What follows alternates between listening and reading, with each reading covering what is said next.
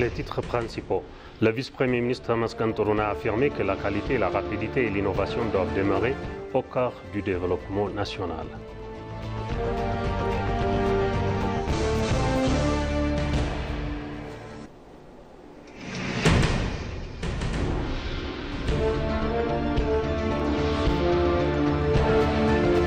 La sélection de l'Éthiopie pour accueillir la 32e Convention cadre des Nations Unies sur les changements climatiques témoigne des mesures concrètes qu'elle prend.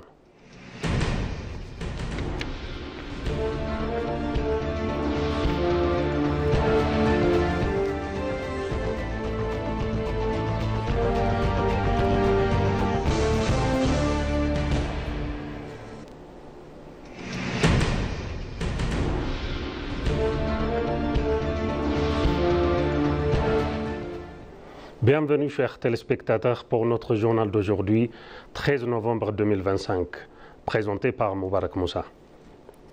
Le vice-premier ministre Tamas Gantouruna a affirmé que la qualité, la rapidité et l'innovation doivent demeurer au cours du développement national et de transformation industrielle de l'Éthiopie. En visite à Debre Brahan, dans la zone de Shoa Nord, il a conduit une délégation dans plusieurs sites industriels majeurs, dont les usines d'assemblage de véhicules et des unités de production de verre et de bouteilles. Les entreprises que nous avons visitées contribuent de manière significative à l'économie nationale en réduisant les importations et en valorisant les ressources locales, a indiqué le vice-premier ministre.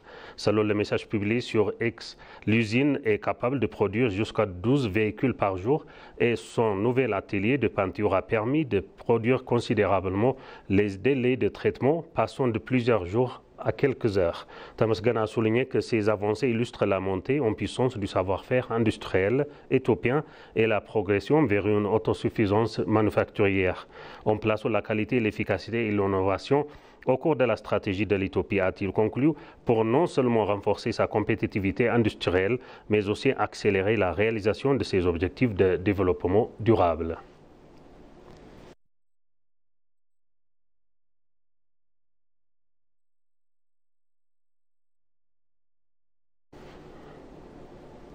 La 9e réunion de la commission intergouvernementale éthio-russe de coopération économique, scientifique, technique et commerciale se conclut hier par l'adoption du progrès verbal convenu et la signature des résultats des négociations bilatérales entre les deux pays concernant l'adhésion de la République fédérale démocratique d'Éthiopie à l'organisation de l'Organisation mondiale du commerce, ainsi que du protocole relatif à la prolongation de la coopération scientifique et technologique initialement signé pour la période 2013-2017. Du côté éthiopien, Bellata Molla, coprésident de la commission intergouvernementale et ministre de l'Innovation et de la Technologie de l'Éthiopie, a signé les documents en présence d'autres responsables éthiopiens, notamment Brook Taye, directeur général d'Ethiopian Investment Holding, l'ingénieur Takalauma, directeur général de la compagnie de chemin de fer éthio-djiboutien, et l'ingénieur Lina Balacho, directrice générale de la société de chemin de fer éthiopien. Les parties sont également convenues de tenir la 10e session de la commission intergouvernementale mixte en Éthiopie en 2026.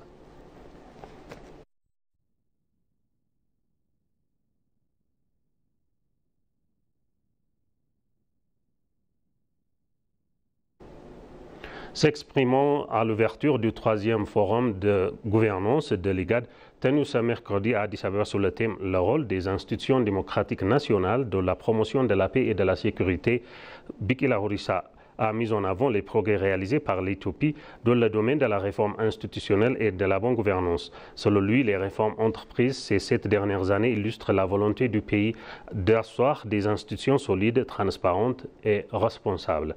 Il a également souligné que les efforts continus du gouvernement pour ouvrir l'espace politique, moderniser la fonction publique, réformer les secteurs de la justice et de la sécurité et lutter contre la corruption. Bikila a mis en avant le programme national Medemar, un concept éthiopien éthiopiens de synergie et de l'unité comme un pilier essentiel de renouvellement démocratique. Pour sa part, le commandant Abebe Moulouna, directeur de la division de paix et de sécurité de l'IGAD, a rappelé que la consolidation des institutions démocratiques est indispensable pour assurer la stabilité et la sécurité régionale. L'ambassadeur Zarion Abebe, directeur général des affaires africaines au ministère éthiopien des Affaires étrangères, a pour sa part salué les efforts constants de l'Éthiopie de la promotion de la bonne gouvernance, soulignant qu'elle demeure un levier essentiel pour la paix durable.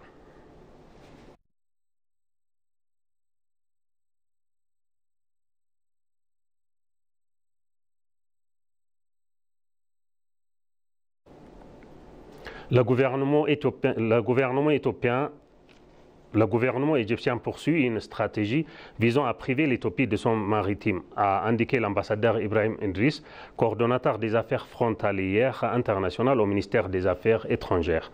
L'ambassadeur s'est entretenu avec le journal Plus Vodcast au sujet de questions de politique étrangère. Au cours de cet entretien, l'ambassadeur a indiqué que priver l'Éthiopie de son maritime était la principale stratégie de l'Égypte et que selon des acteurs égyptiens, il avait atteint son objectif. Il a ajouté que l'Égypte a enclavé l'Éthiopie grâce à son alliance avec l'Érythrée. Par ailleurs, l'ambassadeur a affirmé que l'Éthiopie a pris l'ascendant sur l'Égypte en construisant et en achevant le grand barrage de la Renaissance, qui n'est seulement un barrage pour l'Éthiopie, mais aussi une institution qui détermine l'avenir du pays. Il a indiqué que la réalisation du grand barrage servirait de modèle pour les travaux futurs d'Éthiopie dans le domaine portuaire et dans d'autres secteurs similaires.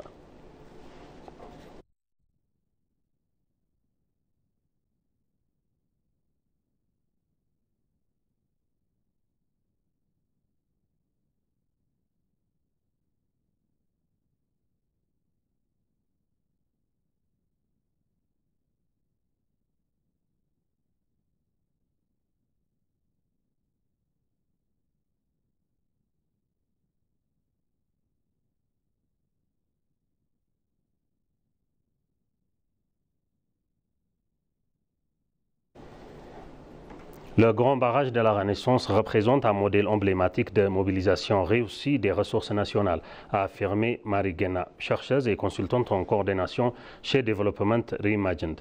Dans un entretien exclusif avec l'Agence des Nouvelles éthiopiennes, elle a souligné que le grand barrage illustre parfaitement la capacité d'un pays à financer des grands projets de développement en s'appuyant sur ses propres moyens, un accomplissement d'autant plus remarquable que de nombreux pays africains peinent à accéder à des financements équitables et abordables. Elle a ajouté que cette approche contribue à consolider les mécanismes internes de financement du développement, à soutenir les priorités nationales et à renforcer la confiance publique dans les projets stratégiques tels que le grand barrage de la Renaissance.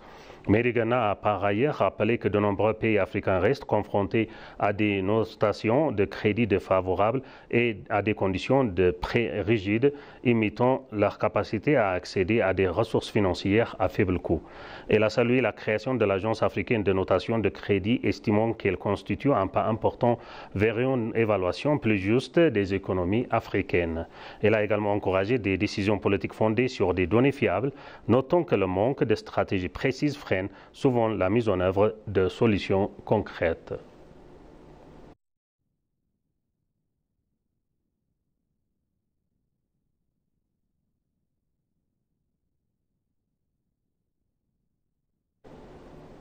La sélection de l'Éthiopie pour accueillir la 32e Convention cadre des Nations Unies sur le changement climatique témoigne des mesures concrètes qu'elle prend, a indiqué la ministre de la Planification et du Développement, Fusuma Safa, s'exprimant à ABC au sujet de la sélection de l'Éthiopie pour accueillir la Convention cadre des Nations Unies sur le changement climatique à Belém, au Brésil. La ministre de la Planification et du Développement, Fusuma Safa, a indiqué: je suis très heureuse que l'Éthiopie ait été sélectionnée. Je tiens à féliciter tous les Éthiopiens. La ministre a ajouté que le soutien manifesté par les pays africains en particulier est impressionnant et réaffirmé leur confiance en Éthiopie. Elle a également indiqué que l'Éthiopie a prouvé concrètement que le gouvernement travaille en collaboration avec la population pour prendre des mesures concrètes afin de lutter contre les changements climatiques.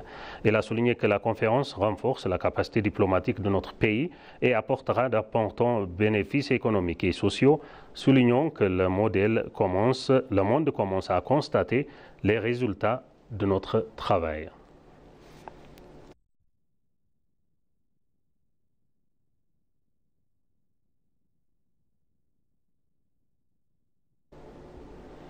La commission permanente de l'agriculture de la Chambre des représentants du peuple a indiqué que les actions efficaces menées pour assurer le succès du plan de transformation agricole deviennent poursuivies.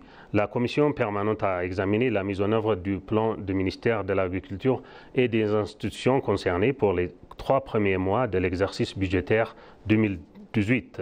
Parallèlement, le président de la commission permanente de l'agriculture de la Chambre des représentants du peuple, Salomon Laleh, a affirmé que les institutions ont mené à bien des actions qui transformeront les secteurs agricoles au cours des 3 derniers mois.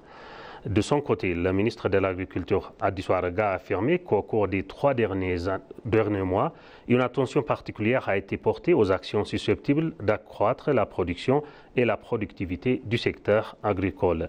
Il a précisé qu'au cours du trimestre précédent, dans le but d'augmenter la production et la productivité des cultures, 3,2 millions d'hectares de terres ont été cultivés et 78 millions de quintaux de récolte ont été obtenus durant la saison d'automne. Il a confirmé que les recommandations du comité permanent seront mises en œuvre afin de permettre une gestion efficace du secteur agricole.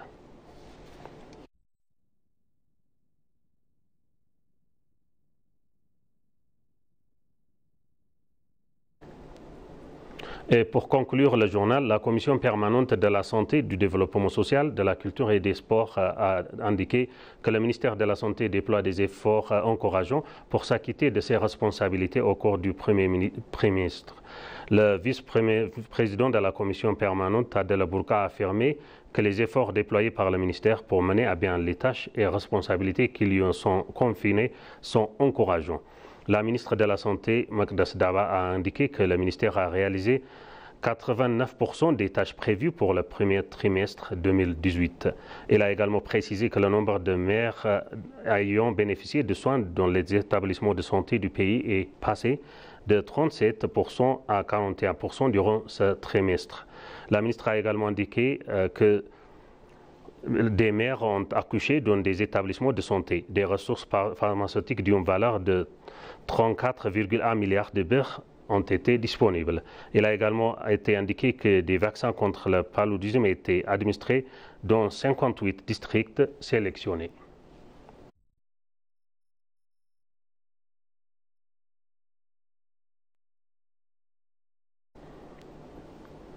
Chers téléspectateurs, on vous rappelle maintenant les titres principaux. Le vice-premier ministre Tamas Gantouruna a affirmé que la qualité, la rapidité et l'innovation doivent demeurer au cours du développement national.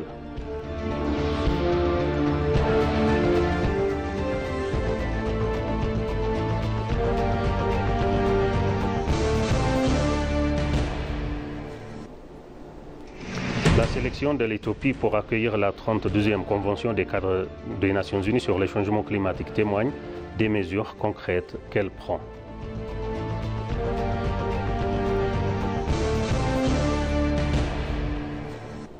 Chers téléspectateurs, ainsi s'achève notre journal d'aujourd'hui présenté par Moubarak Moussa. Merci de nous avoir suivis. Excellente suite de programme. Bonne journée.